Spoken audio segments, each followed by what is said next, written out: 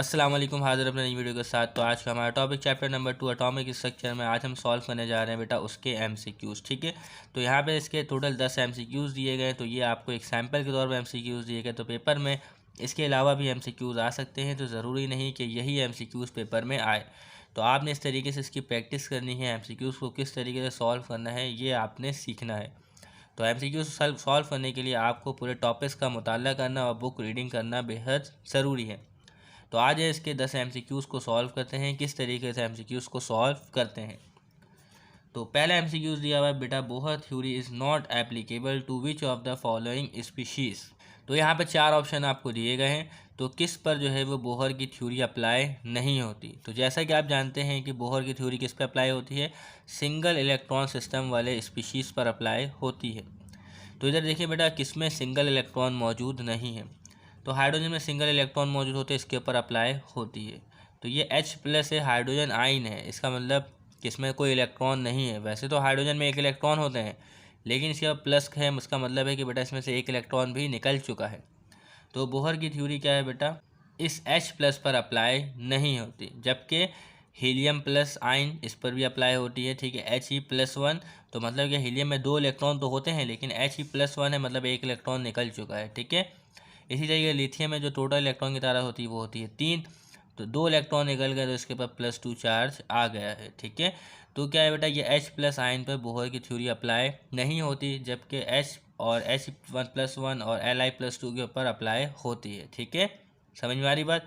तो H+ पे Bohr की थ्योरी अप्लाई नहीं होती। तो हो सकता है आपके पास इसके अलावा कोई दूसरा एमसीक्यूज आ जाए, तो आपको वहाँ पे कंसेप्चुअली इसको सॉल्व करना पड़ेगा।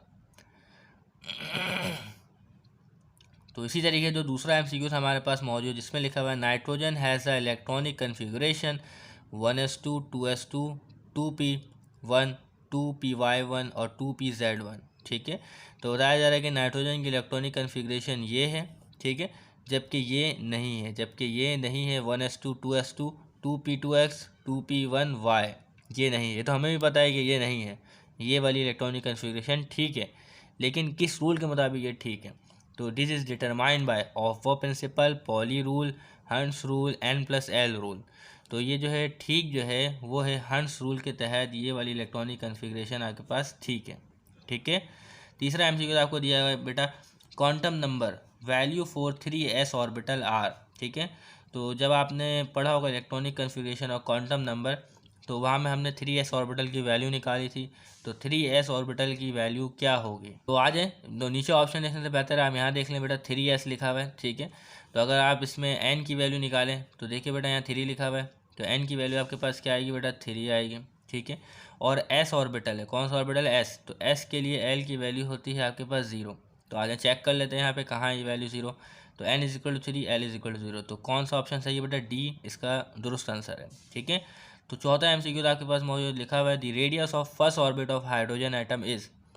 तो हाइड्रोजन के पहले ऑर्बिट का आपने रेडियस बताना है, वो क्या है बेटा, 0.529 एंगस्ट्रॉम। तो अगर आपने बोहर की रेडियस की डेरिवेशन ड्राइव की है और उसके टॉपिक को समझ लिया है, तो पहले रेडियस का यही आंसर होता है, वो होता है 0.529 एंगस्ट्रॉम। ठीक है, तो आंसर आता है 0.529 एक्सपोनेंट -8 cm।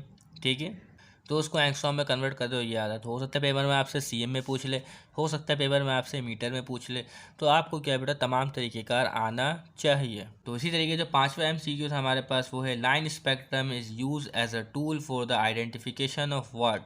तो लाइन स्पेक्ट्रम क्यों हम इस्तेमाल करते हैं, ये मैंने आपको स्पेक्ट्रम पढ़ाते हुए बताया था कि लाइन स्पेक्ट्रम इस्तेमाल करते हैं for the identification of elements. तो एलिमेंट्स की डिटेक्शन करने के लिए, आइडेंटिफिकेशन करने के लिए हम लाइन स्पेक्ट्रम का इस्तेमाल करते हैं।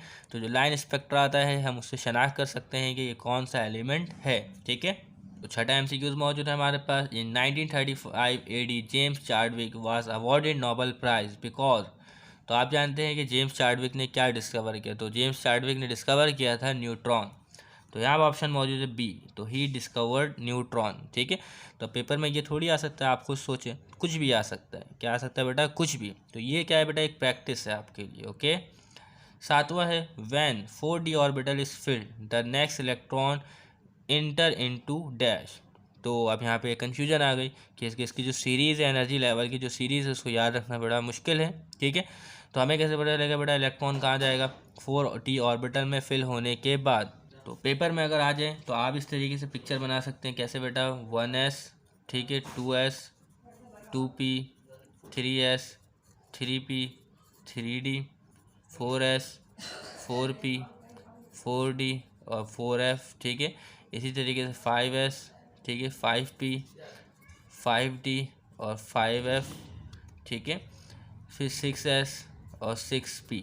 तो अब क्या है बेटा, मैंने आपको सिखाया था कि इस तरीके से आपने करना है, ठीक है। इस तरीके से आप लाइन खींचते जाए तो आपको पता चलती जाएगी, ओके। तो इस तरीके से आपने क्या करना है बेटा, ये लाइन खींचते जाना है तो आपको पता चल जाएगा कि हाईएस्ट एनर्जी किसकी है। तो आपसे पूछा गया कि बेटा इलेक्ट्रॉन 4d ऑर्बिटल में फिल होने के बाद कहाँ जाएगा। तो आइए चेक करते हैं। तो 4d ये रहा, तो 4d के बाद इलेक्ट्रॉन जाएगा बेटा 5p में। किस में जाएगा बेटा, 5p में, ठीक है। तो इसको मैंने इलेक्ट्रॉनिक कन्फिग्रेशन में आपको सिखाया है, ठीक है। तो 5p में जाए, देखिए ऑप्शन है कि नहीं, तो ऑप्शन यहाँ मौजूद है, तो 5p में जाएगा, ठीक है। इसी तरीके जो 7वां MCQ था हमारे पास, जिसमें लिखा है विच of the following is not an iso electronic pair. तो इन चारों में से कौन सा है जो आइसो इलेक्ट्रॉनिक पेयर नहीं है। तो ये मैंने अब तक आपको नहीं पढ़ाया, तो मैं ये आपको अभी पढ़ा देता हूँ। तो आइसो इलेक्ट्रॉनिक क्या होता है, तो the term iso electronic refer to those atom और ion which have the same number of electron, ठीक है। तो एटम और आइन जिसके सेम नंबर ऑफ इलेक्ट्रॉन, उसको आपस में क्या कहेंगे बेटा, आइसो इलेक्ट्रॉनिक कहेंगे, ठीक है। जैसे कि नियॉन, जिसका आपके पास जो इलेक्ट्रॉन होते हैं टोटल 10 होते हैं नियॉन के, ठीक है। इसी तरीके जो सोडियम आयन है, इसके इलेक्ट्रॉन होते हैं बेटा 10। इसके भी 10 इलेक्ट्रॉन, इसके भी 10 इलेक्ट्रॉन। तो ये दोनों क्या है बेटा, आइसो इलेक्ट्रॉनिक है, ठीक है। और इनकी जो इलेक्ट्रॉनिक कन्फिग्रेशन होगी वो भी क्या होगी बेटा, आपके पास सेम होगी। बात समझ में आ रही है, क्लियर है। और इसके आगे देखिए बेटा, ये क्या बेटा, फ्लोरीन है, जिसका एटॉमिक नंबर होता है 9। वैसे तो फ्लोरीन में 9 इलेक्ट्रॉन होते हैं, लेकिन ये क्या है बेटा, फ्लोराइड आयन है। क्या है बेटा, फ्लोराइड आयन, एफ के ऊपर माइनस मौजूद है, ठीक है। तो अभी इसमें टोटल 10 इलेक्ट्रॉन है। तो नियॉन में भी 10 इलेक्ट्रॉन, सोडियम में भी 10 इलेक्ट्रॉन और फ्लोराइड आयन में भी 10 इलेक्ट्रॉन। तो ये तीनों क्या है बेटा, आइसो इलेक्ट्रॉनिक है। तो have the same number of electron 10 and same electronic configuration 1s2, 2s2 और 2p6। तो ये बात आप तब समझेंगे जब आप इलेक्ट्रॉनिक कन्फिग्रेशन को पूरे तफसील से पढ़ चुके होंगे। तो आज उस MCQ की तरफ बढ़ते हैं।